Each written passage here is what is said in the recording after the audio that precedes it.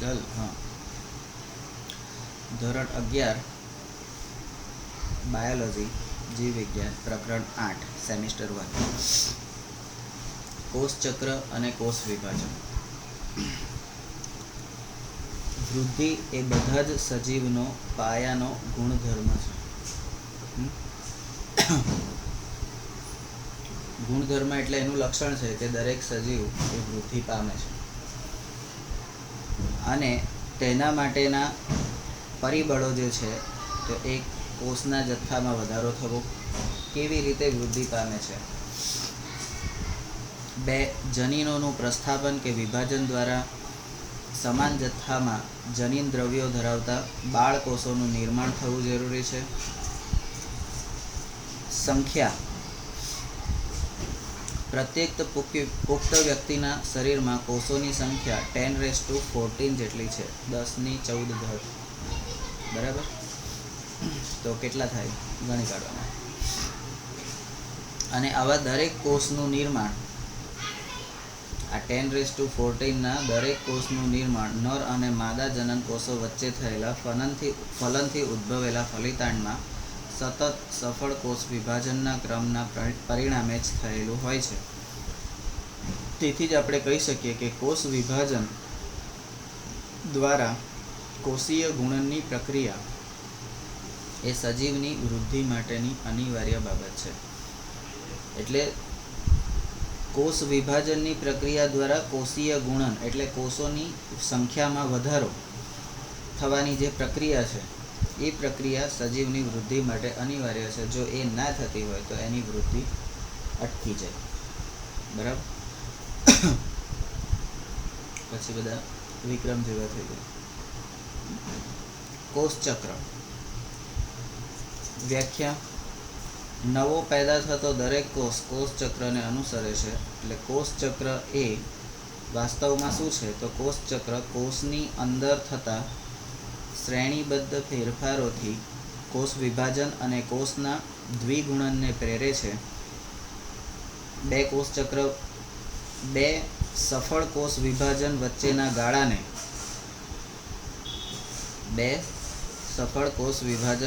ગાળાને કોષ ચક્ર કહે છે. અને કોષ ચક્ર કોષ સર્જન, કોષ નિર્માણ અને કોષ વિભાજન વચ્ચેનો સમયગાળો છે. એટલે આ કોષ ચક્ર જે છે એ કોષ સર્જન અને કોષ વિભાજન વચ્ચેનો સમયગાળો છે. કોષ સર્જન અને કોષ વિભાજન એની વચ્ચેનો સમયગાળો છે.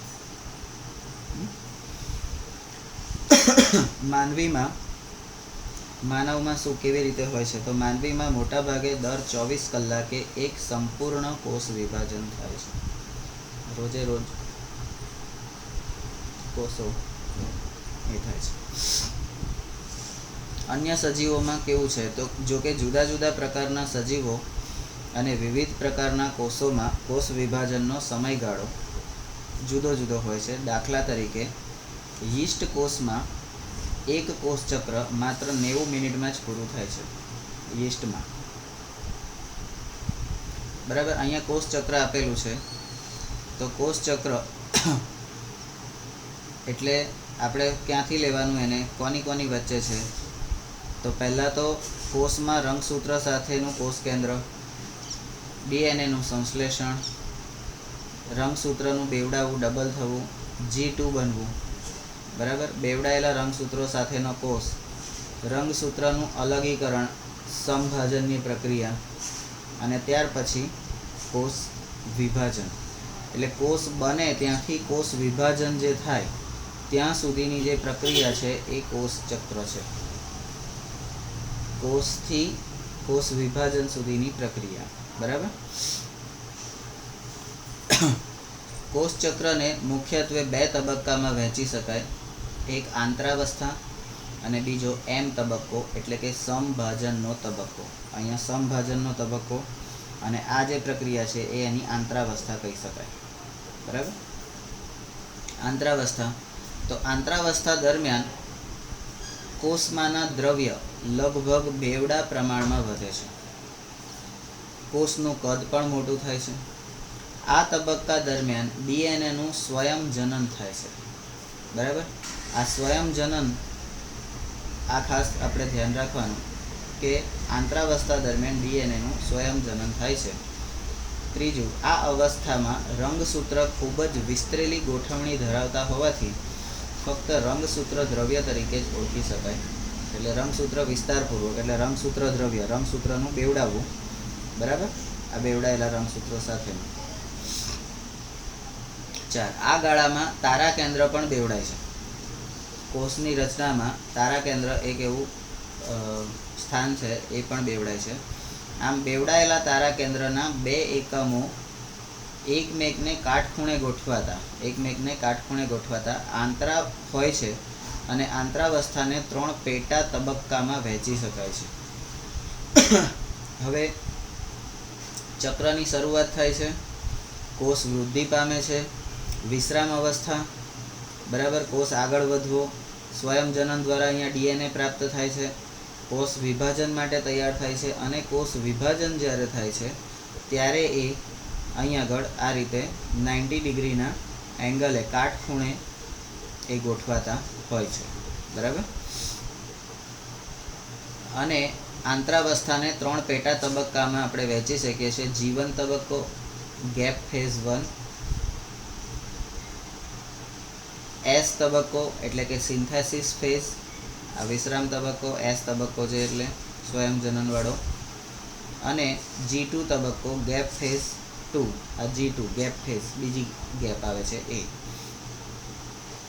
જીવન તબક્કાની અંદર શું થાય છે? તો તે આંતરાવસ્થાનો પ્રારંભિક તબક્કો છે.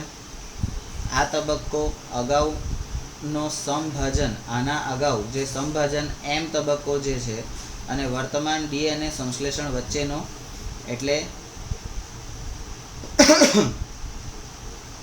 આ કોષને વધારવાનું એટલે એમ ભાજન અહીંયા થાય છે. બરાબર, અને સ્વયંજનન ડીએનએનું, તો એની વચ્ચેનો જે તબક્કો છે એ તેને જીવન તરીકે ઓળખાય છે. એટલે તમારો અહીંયાથી આટલે સુધીનો જે તબક્કો છે આ તબક્કો તમારો જીવન તરીકે ઓળખાય છે. આ તબક્કાને વૃદ્ધિ તબક્કો કહે છે અને આ તબક્કા દરમિયાન ઘણી જ જૈવ સંશ્લેષણની પ્રક્રિયાઓ થાય છે. એસ તબક્કામાં બનનાર ડીએનએ સંશ્લેષણ માટે જરૂરી ઉત્સેચકો આરએનએ અને પ્રોટીન વગેરેનું સંશ્લેષણ અહીંયા થાય છે. બરાબર, એસ તબક્કામાં બનનાર ડીએનએ સંશ્લેષણ માટે જરૂરી ઉત્સેચકો આરએનએ અને પ્રોટીન, એટલે આ 3 વસ્તુઓનું સંશ્લેષણ એ આ તબક્કા જીવન ફેઝની અંદર થાય છે. એસ તબક્કો, તો તમારો આ આર તબક્કો અહીંયા આગળ પૂરો થયો. બરાબર, અહીંયાથી આ એસ તબક્કો અહીંયા સુધી, એસ તબક્કો જે છે એટલે આ ભાગ તમને અહીંયા બતાવેલા જ છે. એસ તબક્કો, આ તબક્કા દરમિયાન ડીએનએનું સંશ્લેષણ થાય છે. એસ તબક્કાના અંતે બધા જ રંગસૂત્રો બેવડાય છે અને તે દરેકમાંથી 2 દોહિત્ર રંગસૂત્રિકાઓ છૂટી પડે છે. રંગસૂત્રમાંથી રંગસૂત્રિકા છૂટી પડે છે. આપણી આગળની જે પ્રક્રિયાઓ જે બધી હતી એ બધી તમે હવે નીચેથી ઉપર જઈએ છે એ રીતે તમે જુઓ. વળી આનુવંશિક દ્રવ્યોનો જથ્થો પણ બમણો થાય છે. એટલે ડીએનએ જો 2C તરીકે નોંધાયું હોય તો તેનું પ્રમાણ અંતમાં 4C જેટલું માલુમ પડે છે. એટલે ડીએનએનું પ્રમાણ વધી જાય છે. ડીએનએનું પ્રમાણ વધી જાય છે. બરાબર, આ એનું પ્રમાણ એમાં વધારો થાય છે, ઇન્ક્રીઝિસ. G2 તબક્કો અહીંયાથી અહીંયા સુધીનો આંતરાવસ્થાનો અંતિમ તબક્કો છે અને જ્યાંથી છેવટે કોષ સમભાજનમાં પ્રવેશે છે. બરાબર, આ દરમિયાન મુખ્યત્વે પ્રોટીનનું નિર્માણ, આ અહીંયા આટલા G2 તબક્કામાં પ્રોટીનનું નિર્માણ અને સમભાજન માટે જરૂરી સૂક્ષ્મ નલિકાઓનું સર્જન થાય છે. એમ તબક્કો, આ તમારો એમ તબક્કો આવ્યો, એ સમભાજનનો તબક્કો છે જેમાં કોષ વિભાજનમાં 2 સ્પષ્ટ અખંડ ઘટનાઓ થાય છે. આ 2 સ્પષ્ટ પણ અખંડ. બરાબર, જેમ કે કોષ કેન્દ્ર વિભાજન આ કોષ કેન્દ્રનું વિભાજન થાય છે, અહીંયા આગળ આ કોષ કેન્દ્રનું તમારું વિભાજન થયું, અને કોષ રસનું વિભાજન. બરાબર. વળી કોષ કેન્દ્ર વિભાજન પણ બે રીતે થાય છે, જેમાં એક ઘટના દરમિયાન રંગસૂત્રોની સંખ્યા જળવાઈ રહે છે, જેને સમભાજન કે સમવિભાજન કહે છે, જ્યારે અન્ય ઘટનામાં રંગસૂત્રની સંખ્યા અડધી થઈ જાય છે, આ ઉપરની ઘટના. બરાબર. અને જેને અર્ધીકરણ કે અર્ધસૂત્રણ કહે છે. અહીંયા કોષ કેન્દ્રના બે ભાગ થઈ જાય છે, અને એની આપણને ખબર છે કે કોષ જેટલા પણ ભાગ થાય એની આજુબાજુ તરત જ કોષ રસ છે એ વીંટળાઈ જાય, એટલે એ બંને પછી પાછળથી સ્વતંત્ર કોષ તરીકે વૃદ્ધિ અને વિકાસ પામે. બરાબર. હવે આ જે સમભાજન આવ્યું, એક ઘટના આવી સમભાજન, તો એ સમભાજન હવે આપણે ભણીએ. સમભાજનમાં શું થાય છે, તો એને અંગ્રેજીમાં મિટોસિસ કહેવામાં આવે. આ પ્રકારના કોષ વિભાજનને પાછું મુખ્ય 4 અવસ્થામાં વર્ણવવામાં આવે છે. યાદ રાખવું કે વિભાજનની જે પ્રક્રિયા છે એ સળંગ પ્રક્રિયા છે, વચ્ચે ક્યાંય અટકતી નથી. આ તો અભ્યાસની સરળતા ખાતર તેના તબક્કા પાડવામાં આવે છે. આ જે ભાગ તમને અહીંયા આગળ કે ભાઈ પહેલો ફેઝ, બીજો ફેઝ, ત્રીજો ફેઝ, એ એકચ્યુઅલી એવા ફેઝ હોતા નથી, પણ તમને સમજણ પડે. આપણે આ ભાગ કેમ પાડીએ છીએ આખા પેરેગ્રાફના, તો સમજણ પડે એટલા માટે. અને આ જે તબક્કા જે પાડ્યા છે એ તબક્કાને પૂર્વાવસ્થા, ભાજનાવસ્થા, ભાજનોત્તર અવસ્થા અને અંત્યાવસ્થા તરીકે જાણીતા છે. તો એમાંથી પૂર્વાવસ્થા એટલે પ્રોફેઝ, આગળનો ફેઝ. બરાબર. જે અવસ્થા નિર્માણ થાય છે કોષની એના પહેલાનો ફેઝ.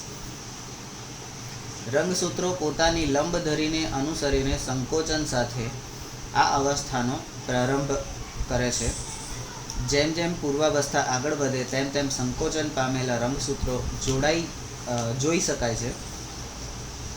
આ અવસ્થાના અંતના ભાગમાં દરેક રંગસૂત્ર 2 એકલ સૂત્રો, બરાબર, 2 એકલ સૂત્રો એટલે ક્રોમેટિડ્સ. રંગસૂત્રોને શું કહીશું? રંગસૂત્રો તો શું કહેવાશે? ક્રોમોઝોમ એ રંગસૂત્રો, અને આ એકલ સૂત્રો તો એને ક્રોમેટિડ્સ. બરાબર. અને તેમને સાંકળતા એક સેન્ટ્રોમિયર નું બનેલું દેખાય છે, એટલે આ 2 એકલ સૂત્ર અને સેન્ટ્રોમિયર. આંતરાવસ્થાના એસ તબક્કામાં તારા કેન્દ્ર બેવડાય છે, જે આપણે ઉપર જોયું. બરાબર છે. આંતરાવસ્થાના એસ તબક્કામાં તારા કેન્દ્ર બેવડાય છે. તેઓ એકબીજાથી છૂટા પડી આ બેવડાય ત્યારે આ 2 રંગસૂત્રોની જે જોડ છે, તંતુઓ બંને એકબીજાથી છૂટા પડી કોષના વિરુદ્ધ ધ્રુવો તરફ ગતિ કરે છે, અને દરેક એકમમાં ત્રિજ્યાવર્તી ત્રાકનું નિર્માણ થાય છે. એટલે ત્રાકનું નિર્માણ થાય. તારા કેન્દ્ર નિર્મિત દ્વિધ્રુવીય ત્રાક એ પ્રોટીનના કોષરસીય તંતુઓ છે. ઉદાહરણ તરીકે વનસ્પતિ કોષમાં તારા કેન્દ્રનો અભાવ હોય છે. આમ છતાં દ્વિધ્રુવીય ત્રાકનું નિર્માણ થાય છે. પૂર્વાવસ્થાને અંતે કોષ કેન્દ્ર પટલ તથા કોષ કેન્દ્રિકાનો લોપ થાય છે. બરાબર. અને રંગસૂત્રો સમગ્ર કોષ વિસ્તારમાં પ્રસરે છે. ભાજનાવસ્થા. કોષ કેન્દ્ર પટલ અને કોષ કેન્દ્રિકાના સંપૂર્ણ અદૃશ્ય થવાની સાથે સમવિભાજનનો બીજો તબક્કો શરૂ થાય છે. આ અવસ્થા દરમિયાન રંગસૂત્રોનું પૂર્ણ સંકોચન થવાથી, અહીંયા પણ રંગસૂત્રોનું સંકોચન તો થાય છે જ, બરાબર, પણ અહીંયા હવે પૂર્ણ સંકોચન થાય છે, કારણ કે વચ્ચેની જે જગ્યાઓ હતી એ જગ્યાઓ બધી પૂરાઈ એટલે ખાલી થઈ ગઈ એમ. અને તેનું સૂક્ષ્મદર્શક વડે સ્પષ્ટ અવલોકન થઈ શકે છે. એના માટે કંઈ નરી આંખે જોઈ શકાય નહીં, એના માટે માઇક્રોસ્કોપ જોઈએ. આ તબક્કે દરેક રંગસૂત્ર સેન્ટ્રોમિયર વડે જોડાયેલી 2 રંગસૂત્રિકાઓનું એટલે કે એકલ સૂત્રોનું બનેલું જોઈ શકાય છે. વળી સેન્ટ્રોમિયરની સપાટી પર કાઇનેટોકોર્સ કાઇનેટોકોર્સ તરીકે ઓળખાતી નાની તકતી જેવી રચનાઓ પણ જોઈ શકાય છે કે જે ત્રાક તંતુઓના જોડાણ સ્થાન તરીકે વર્તે છે. આપણે દ્વિધ્રુવીય ત્રાકનું નિર્માણ થયું એના જોડાણ તરીકે આ લોકો વર્તે છે. ત્રાક તંતુઓ એ રંગસૂત્રના સેન્ટ્રોમિયર સાથે જોડાઈ રંગસૂત્રોને કોષની મધ્યમાં ગોઠવે છે. જે વિસ્તાર કોષનો વિષુવવૃત્તીય તલ અથવા તો ભાજના તલ તરીકે ઓળખાય છે. ભાજનોત્તર અવસ્થા, ભાજના અવસ્થા પછીની ઉત્તર એટલે એના પછીની અવસ્થા, એનાફેઝ જેને કહેવાય છે. આ અવસ્થામાં ત્રાક તંતુઓ ટૂંકા થતા, કારણ કે જે રંગસૂત્રોના હવે જે આ તંતુઓ છે, આ જે બે તંતુઓ એ હવે ધીમે ધીમે ટૂંકા થતા જાય છે. તેમાં સેન્ટ્રોમિયર વિભાજિત થઈ જાય છે. આપણું જે સેન્ટ્રોમિયર છે એ વિભાજિત થાય છે એટલે જોડમાં આવેલી રંગસૂત્રિકાઓ છૂટી પડે છે અને ધ્રુવ તરફ ગતિ કરે છે. આગળ અવસ્થામાં એ ધ્રુવથી વિરુદ્ધ દિશામાં ગતિ કરતી હતી, હવે ધ્રુવ તરફ ગતિ કરે છે. આ અવસ્થાને અંતે દરેક ધ્રુવ પર એકત્રિત થતી રંગસૂત્રિકાઓની સંખ્યા મૂળ કોષમાં રહેલા રંગસૂત્રની જેટલી જ હોય છે. બરાબર. એક કોષની અંદર કેટલા રંગસૂત્રો હોય? એક કોષની અંદર કેટલા રંગસૂત્રો હોય?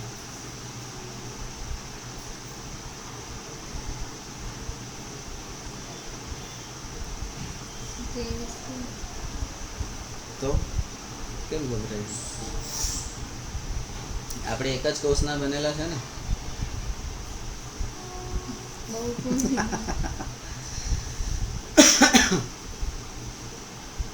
સ્વતંત્ર સેન્ટ્રોમિયર ધરાવતી દરેક રંગસૂત્રિકા હવે રંગસૂત્ર તરીકે ઓળખાશે. જે આ બે છૂટી પડી ને એક એક, એ સ્વતંત્ર રંગસૂત્ર તરીકે ઓળખાશે. હવે અંત્યાવસ્થા. આ અવસ્થા દરમિયાન દરેક રંગસૂત્ર વિસ્તરણ પામે છે. હવે એ મોટું થાય છે. દરેક રંગસૂત્ર સ્પષ્ટ જોઈ શકાતું નથી. શરૂઆતમાં રંગસૂત્ર જાડ જોવા મળે છે અને અંતે રંગસૂત્ર દ્રવ્યમાં ફેરવાય છે. વળી આ દરમિયાન વિશિષ્ટ રંગસૂત્રના કોષ કેન્દ્રિકા આયોજક પ્રદેશ પર કોષ કેન્દ્રિકાનું સર્જન થાય છે. બરાબર. આ અવસ્થાના અંતમાં કોષ કેન્દ્ર પટલ, ગોલ્ગી પ્રસાધન અને અંતઃકોષરસ જાળ પુનઃ પ્રસ્થાપિત થાય છે. આમ બંને ધ્રુવીય વિસ્તારોમાં બે નવા કોષ કેન્દ્રો અસ્તિત્વમાં આવે છે અને દરેક કોષ કેન્દ્ર પિતૃકોષમાં હોય તેટલા જ રંગસૂત્રો ધરાવે છે. પહેલી અવસ્થામાં એવું કીધું કે ભાઈ પેલી કોષ કેન્દ્ર, બરાબર, કોષ કેન્દ્ર પટલ અને કોષ કેન્દ્રિકા અદ્રશ્ય થઈ જાય છે. બરાબર. એક બધું ફરીથી પાછું અહીંયા આગળ પુનઃસ્થાપિત થાય છે, ફરીથી દેખાય છે. એટલે ફરીથી દેખા દે છે. કારણ શું? પહેલા એક કોષ એક જ રંગસૂત્ર હતો, એ હવે છૂટું પડીને બે અલગ અલગ સૂત્રિકાઓ થઈ ગઈ અને એ પોતે સ્વતંત્ર રંગસૂત્ર તરીકે હવે કામ કરતું થઈ ગયું. એટલા માટે પેલું ફરીથી ડેવલપ થાય છે. ફરી પાછી એ વિભાજન અવસ્થા, અદ્રશ્ય થવાનું અને એ બધું કાર્ય ચાલુ ને ચાલુ રહે. કોષરસ વિભાજન, પાંચમી અવસ્થા, સાયટોકાઇનેસિસ. કોષરસ વિભાજન એ સંભાજનનો ભાગ નથી. આ જે પ્રક્રિયા જે છે આપણી, એનો ભાગ નથી, પરંતુ કોષ વિભાજનને પૂર્ણ બનાવતી એક સ્વતંત્ર ઘટના છે. એટલે એના પછી એ તો થાય જ.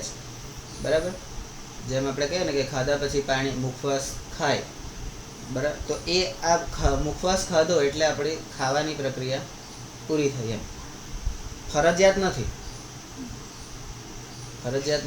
બરાબર. ઘણા લોકો એમ કહે કે ખાધા પછી આઈસ્ક્રીમ ખાવું જોઈએ, ફ્રૂટ ખાવું જોઈએ, તો તમારું ખોરાક હવે ખાવાનું તમારું પૂરું થયું એમ કહેવાય. બરાબર. પણ એવું જરૂરી નથી.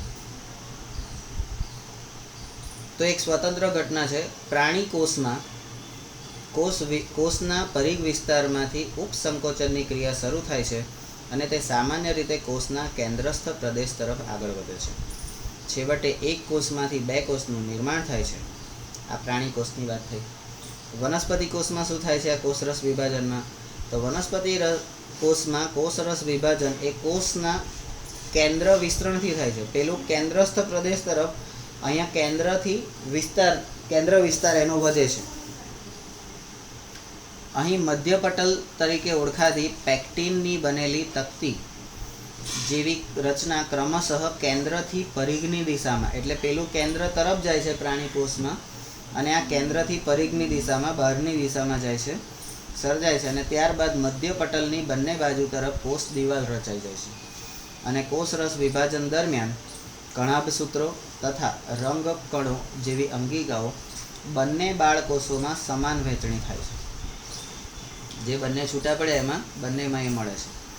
કારણ કે મા બાપ માટે તો બે છોકરા સરખા ને, એટલે બધું સરખું આપે ને, એટલા માટે ભાગ સરખા પાડવાના એમ. કેટલાક સજીવોમાં, હવે પ્રાણીને વનસ્પતિ કોષ પૂરા થઈ ગયા, હવે કેટલાક સજીવોમાં કોષ કેન્દ્ર વિભાજન પછી આ કોષ કેન્દ્રનું વિભાજન પછી કોષરસ વિભાજન થતું નથી, એટલે આ પ્રક્રિયા થતી નથી, જેના લીધે બહુકોષ કેન્દ્રીય સ્થિતિનું નિર્માણ થાય છે અને તેને બહુકોષ કેન્દ્રકી સિન્સિટિયમ બરાબર અથવા સિન્સાઇટમ એવું કહે છે. હવે આ તમારી આંત્રાવસ્થા એટલે G2 તબક્કો તમારો, બરાબર. આંત્રાવસ્થામાં 2 તારા કેન્દ્રોનું નિર્માણ થાય છે. બી પ્રારંભિક અવસ્થા એટલે પૂર્વાવસ્થાની અંદર એક જે રંગસૂત્ર હોય છે એ 2માં ફેરવાય છે, 2 અલગ અલગ કોષ તારા કેન્દ્રો. અંતિમ પૂર્વ અવસ્થા 2ની આજુબાજુ કોષરસ એ થઈ દોહિત્ર એકલ સૂત્ર બને છે. એટલે આ તમારું તમે અહીંયા જોઈ શકો છો કે રંગસૂત્રો 2 અલગ અલગ છૂટા પડી જાય છે. અને કાઇનેટોકોર બરાબર, ક્યાં ગયું કાઇનેટોકોર?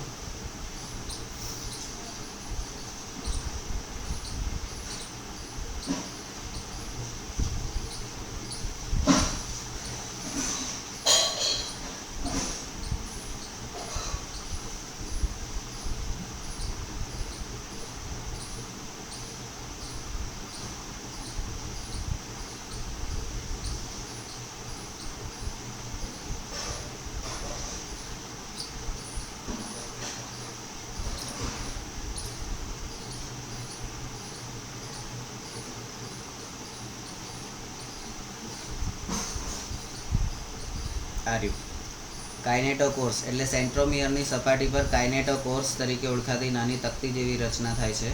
એટલે 2 રંગસૂત્રિકાઓનું એકલ સૂત્રોનું જે હોય છે, એટલે આ બેમાંથી એક હવે થશે ને, એટલે એને કાઇનેટોકોર કહે છે, બરાબર. આ રહ્યો મધ્યાવસ્થામાં એ બધા 2 પોતપોતાની રીતે કામ કરતા થઈ જાય છે. ભાજનોત્તર અવસ્થા, હવે જો તમે રંગસૂત્ર જે છે એની 2 પૂંછડીઓ એટલે 2 સૂત્રો તો સરખા ભાગમાં, એટલે લાલ એક અને ભૂરી એક 2 સરખામાં આપી દીધું એને 2 છોકરાઓને, બરાબર. એ બંને પાછા સીધા થઈ અને પાછું અલગ એકમ તરીકે વર્તે છે. એની આજુબાજુ કોષરસ વીંટળાઈ અને ફરીથી કોષ કેન્દ્ર પટલને એ બધાની રચના થાય છે અને એક નવા જ કોષમાં પરિણમે છે, બરાબર. સમભાજનનું મહત્વ. સમભાજન વડે એક કોષથી જીવન શરૂ કરતા બહુકોષીય સજીવનો બહુકોષી દેહ અસ્તિત્વમાં આવે છે અને એક કોષી સજીવના અલિંગી પ્રજનન એટલે કે દ્વિભાજન થતાં 2 બાળ સજીવો અસ્તિત્વમાં આવે છે. બધા કોષોમાં રંગસૂત્રોની સંખ્યા જળવાઈ રહે છે. વિભાજન દ્વારા કોષ તેનું કાર્યક્ષમ કદ જાળવી શકે છે, એટલે એને કાર્ય કરવા માટે જેટલું કદ જોઈએ એટલું. સજીવની વૃદ્ધિ અને વિકાસ માટે નવા કોષોનો પુરવઠો મળી રહે છે તથા આવા કોષો વિભેદન પામી પેશી તથા અંગ નિર્માણમાં ભાગ લે છે. સમવિભાજનનો સૌથી મહત્વનો ફાળો એ કોષના સમારકામનો છે. સમવિભાજનનો કોષના સમારકામનો. કેમ સમારકામ? તો પહેલાં એ જ કોષમાંથી બધું અદૃશ્ય થઈ જાય છે, ફરી પાછું એ જ કોષમાં બને છે.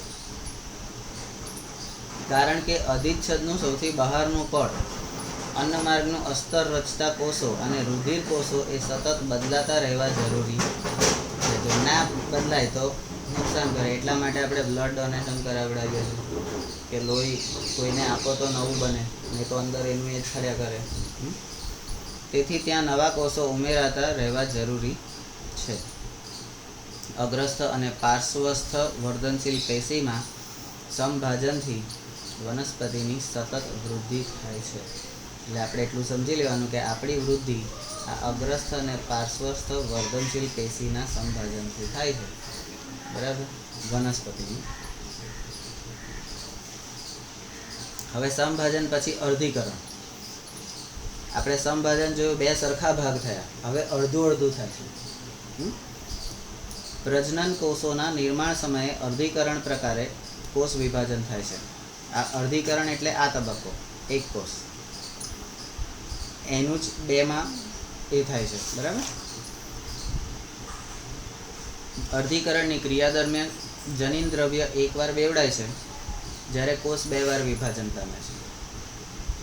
પ્રથમ વિભાજન ને અર્ધસૂત્રી ભાજન કહે છે અને અર્ધસૂત્રી ભાજન 1 કહે છે, અને તે દરમિયાન રંગસૂત્રો બે કોષમાં મૂળ સંખ્યા કરતાં અડધી સંખ્યામાં વહેંચાઈ જાય છે. બરાબર. અર્ધીકરણ વિભાજન 1 ના 2 થઈ ગયા. બરાબર. અને ડીએનએ સ્વયંજનન અને પુનઃસંયોજન અહીંયા આગળ થાય છે.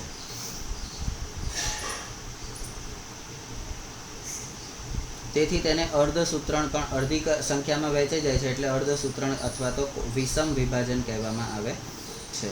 હવે જે બીજું વિભાજન છે, આ બીજું વિભાજન, એને જે અર્ધસૂત્રી ભાજન ફેઝ 2 કહે છે, અને તે દરમિયાન નવા સર્જાતા દરેક કોષમાં રંગસૂત્રોની સંખ્યા પિતૃકોષમાં જોવા મળતી સંખ્યા જેટલી જ રહે છે, તેથી તેને સમસૂત્રણ કહે છે.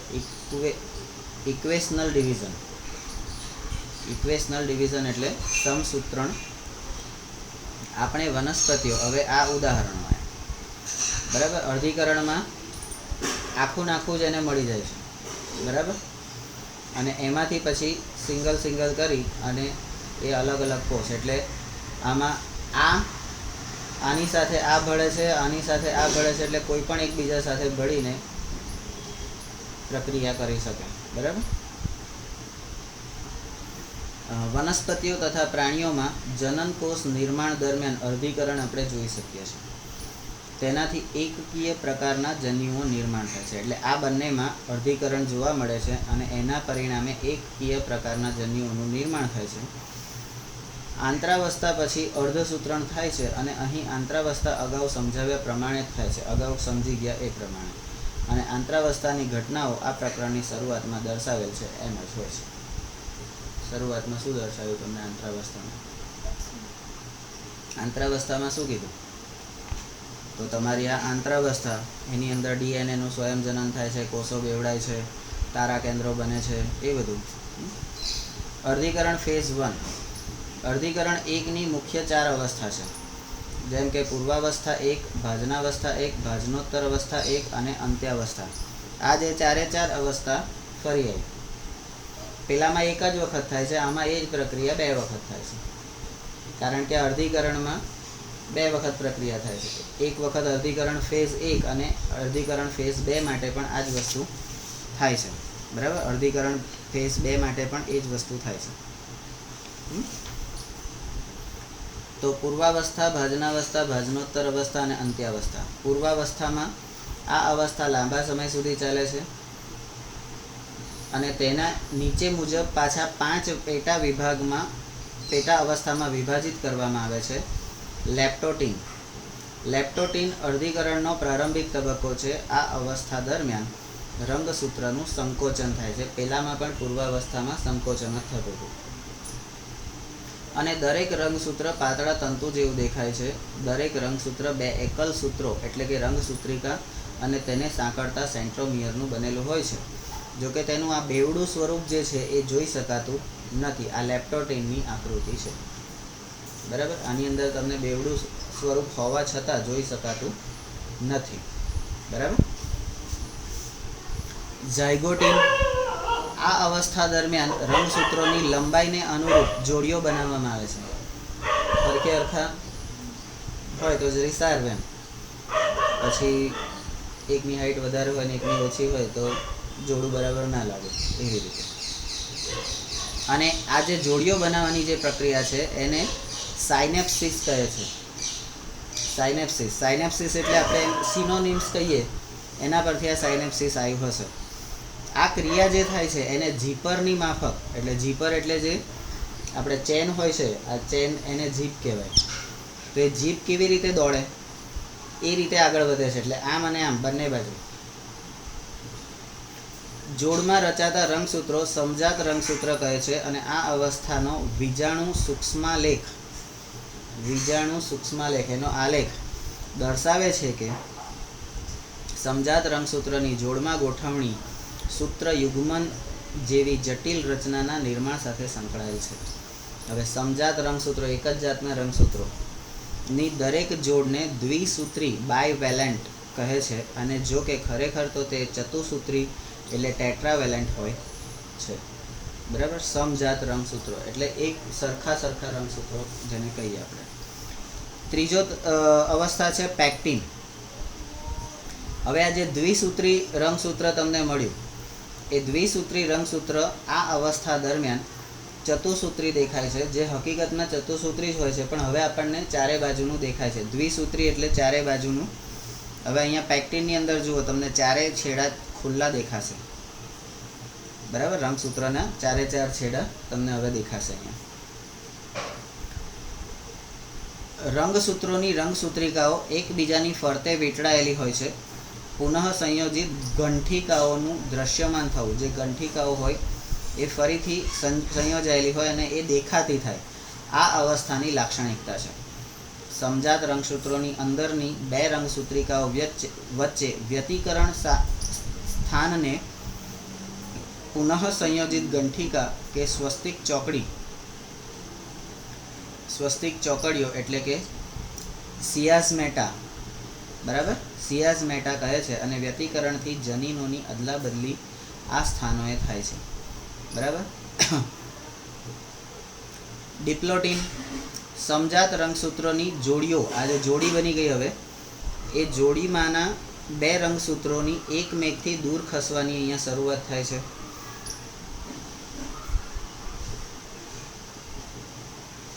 જો કે જે સ્થળે વ્યતિકરણ એટલે કે ક્રોસિંગ ઓવર, એકબીજાને ક્રોસ કરવાના એ થયું હોય તે સ્થળે જોડાણ જળવાઈ રહે છે, અને સ્વસ્તિક ચોકડીઓની સંખ્યા રંગસૂત્રની લંબાઈ પર આધાર રાખે છે. લાંબા રંગસૂત્રોમાં તેમની સંખ્યા વધુ હોય છે, અને સ્વસ્તિક ચોકડીઓમાં ના નિર્માણના સ્થાને જનીનોની અદલાબદલી થાય છે. બરાબર. અહીંયા વ્યતિકરણથી જનીનોની અદલાબદલી આ સ્થાને થાય છે, અને અહીંયા આગળ પણ સ્વસ્તિક ચોકડીઓના નિર્માણનું જે સ્થાન છે ત્યાં જનીનોની અદલાબદલી થાય છે. એટલે આ બંનેમાં જનીનોની અદલાબદલી થાય છે. ડાયકાઇનેસિસ. આ તબક્કામાં રંગસૂત્રનું સંકોચન પૂર્ણ કક્ષાએ પહોંચે છે, અને સમજાત રંગસૂત્રોને અલગ પાડતા દ્વિધ્રુવીય ત્રાકનું નિર્માણ થાય છે. પૂર્વાવસ્થા પછી આપણને ખબર છે કે દ્વિધ્રુવીય ત્રાકનું નિર્માણ થાય છે, કારણ કે હજી આપણે પૂર્વાવસ્થામાં જ છે. સ્વસ્તિક ચોકડીઓનું નિર્માણ સ્થાનોએ પણ એકલ સૂત્ર છૂટા પડે છે, અને ડાયકાઇનેસિસના અંતમાં કોષ કેન્દ્રિકા લુપ્ત થાય છે. કોષ કેન્દ્રિકા પહેલાં પણ લુપ્ત થતી હતી, અને કોષ કેન્દ્ર પટલનું પણ વિઘટન થાય છે, એટલે એ પણ લુપ્ત થઈ જશે. બરાબર. ભાજનાવસ્થા 1. આ તબક્કા દરમિયાન સમજાત રંગસૂત્રોના કોષના વિષુવવૃત્તીય તલમાં જોડીઓ સ્વરૂપે ગોઠવાય છે, અને જોડમાં દરેક સેન્ટ્રોમિયર જે તે તરફના કોષીય ધ્રુવની દિશામાં રહે છે, જેનો ધ્રુવની દિશામાં. ભાજનોત્તર અવસ્થા 1.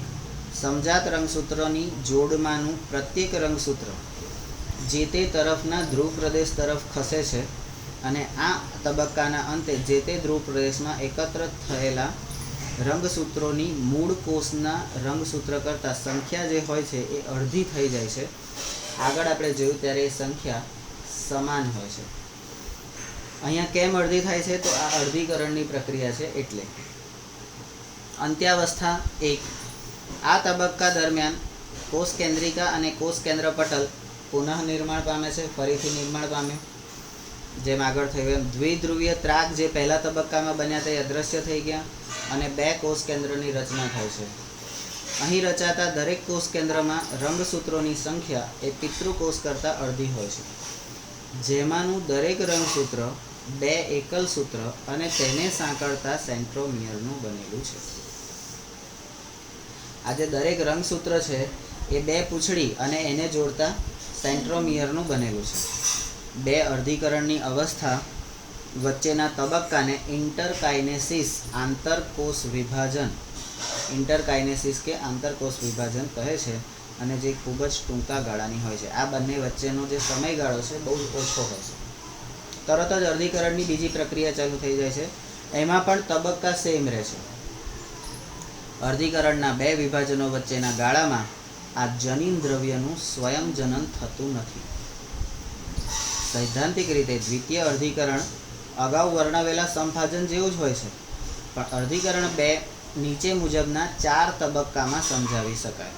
અહીંયા તમને પૂર્વાવસ્થાને 5 તબક્કામાં સમજાવી હતી. બાકી અર્ધીકરણના 4 તબક્કા છે અને બેના પણ 4 તબક્કા જ છે. પૂર્વાવસ્થા 2. આ તબક્કામાં દ્વિધ્રુવીય ત્રાકનું પુનઃનિર્માણ થાય છે. ઉપર થઈ ગયું. કોષ કેન્દ્રિકા અને કોષ કેન્દ્રપટલ દૂર થાય છે, પૂર્વાવસ્થામાં જે થાય છે એ જ રીતે. અને વળી રંગસૂત્રો વધુ ઘટ્ટ બને છે, એટલે સ્પષ્ટ દેખાતા થાય છે. ભાજનાવસ્થા 2. આ તબક્કામાં રંગસૂત્રો વિષુવવૃત્ત પર ગોઠવાય છે. દરેક રંગસૂત્રનું સેન્ટ્રોમિયર દ્વિધ્રુવીય ત્રાક દ્વારા જોડાય છે. બધા જ રંગસૂત્રોના સેન્ટ્રોમિયર એક સપાટીમાં ગોઠવાય છે, એટલે બધા એક સરખા, સપાટી એમની સેમ. ભાજનોત્તર અવસ્થા 2. અહીં દરેક રંગસૂત્રનું સેન્ટ્રોમિયર વિભાજિત થાય છે. દરેક રંગસૂત્રિકા એકલ સૂત્ર એટલે કે સ્વતંત્ર સેન્ટ્રોમિયર ધરાવે છે. દરેક રંગસૂત્રિકાની પાસે એક આવી જાય છે. રંગસૂત્રના છૂટા પડેલા 2 એકલ સૂત્ર કે જે સેન્ટ્રોમિયર યુક્ત હોય છે તે પરસ્પર વિરુદ્ધ ધ્રુવો તરફ ખસે છે. બરાબર. અહીંયા એ ધ્રુવો તરફ ખસે છે અને આ વિરુદ્ધ બાજુ ખસે છે. બરાબર. અહીંયા આગળ એ ધ્રુવ તરફ ખસે છે, ધ્રુવ પ્રદેશમાં એકઠા થાય છે. બરાબર. અહીંયા ધ્રુવ વિરુદ્ધ તરફ ખસે છે. અને આ દરમિયાન દરેક ધ્રુવ પર એકઠા થતા એકલ સૂત્રોની સંખ્યા પિતૃકોષમાં આવેલા રંગસૂત્ર જેટલી જ હોય છે, પેલામાં અડધી હોય છે. હવે સેન્ટ્રોમિયર યુક્ત દરેક એકલ સૂત્ર એ પોતે જ રંગસૂત્ર તરીકે વર્તે છે. જે પૂંછડી એક તમને છૂટી પડી એને સેન્ટ્રોમિયર, તો એ જ તમારું અલગ રંગસૂત્ર તરીકે આવી જાય છે. અંત્યાવસ્થા ભાગ 2.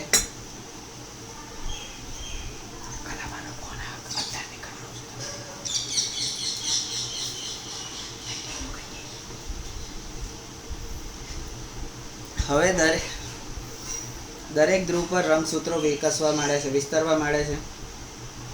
તેમની ફરતે ફરીથી કોષ કેન્દ્રપટલ દ્રશ્યમાન થાય છે, કારણ કે રંગસૂત્રોને એકલા પડી રહેવા દેવાય નહીં, એની આજુબાજુ કવર તો જોઈએ જ, કારણ કે સંરક્ષણાત્મક પ્રોસેસ એ કુદરતની છે, દરેકને રક્ષણ કરવાનું.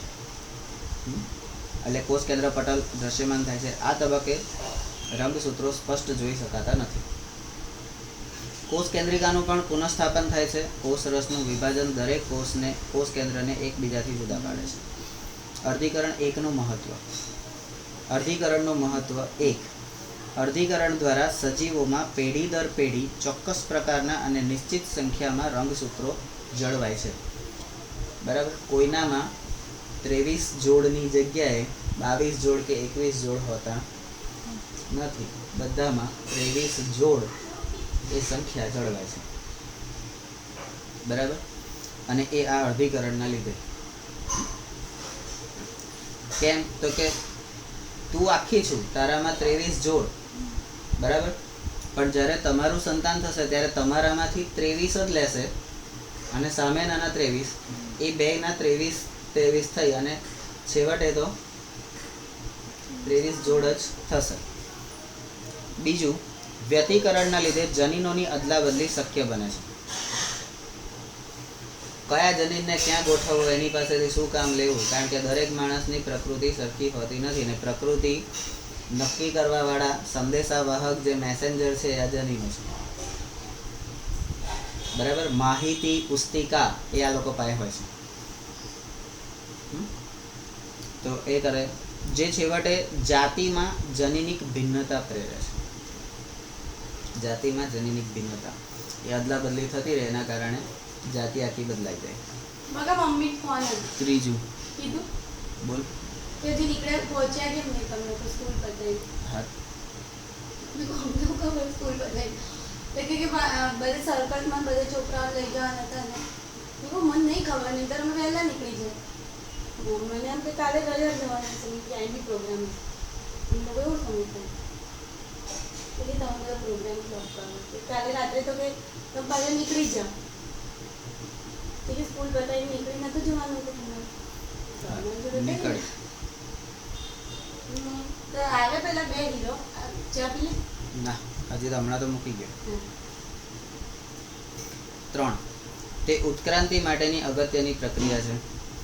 આપણને ખબર છે કે ઉત્ક્રાંતિમાં એક પછી બીજી પેઢીનું નિર્માણ થાય છે અને એ પેઢીની અંદર આનુવંશિક લક્ષણો આવે છે અને કેટલાક કાળક્રમે એ આનુવંશિક લક્ષણોની અંદર બાય ડિફોલ્ટ એટલે જનીનોની અદલાબદલીના કારણે ભિન્નતાનું નિર્માણ થતાં આખી નવી જ જાતિ એક બની જાય છે. તફાવત, સમવિભાજન અને અર્ધીકરણ. સમવિભાજન અને અર્ધીકરણ વચ્ચેનો તફાવતના મુદ્દા નીચે પ્રમાણે છે. સમવિભાજન સમભાજન દૈહિક કોષમાં જોવા મળે છે. અર્ધીકરણ એ જનન સર્જક કોષમાં જોવા મળે છે. આ દૈહિક કોષમાં એટલે શરીરની રચના માટેના જે કોષ છે એમાં, અને આ એની રચના કરનાર કોષ એટલે જન્યુજનક કોષ જે કહેવાય એમાં.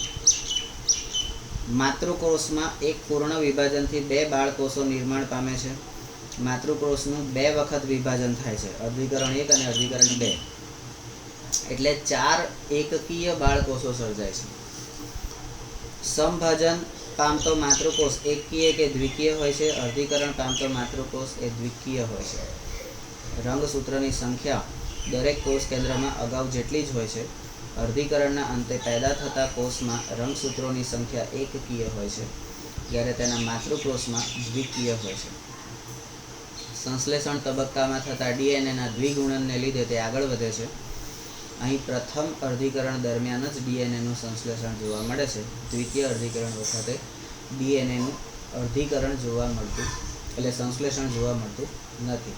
પણ શું થાય છે? જન્યુઓની એટલે જનીનોની અદલાબદલી થાય છે.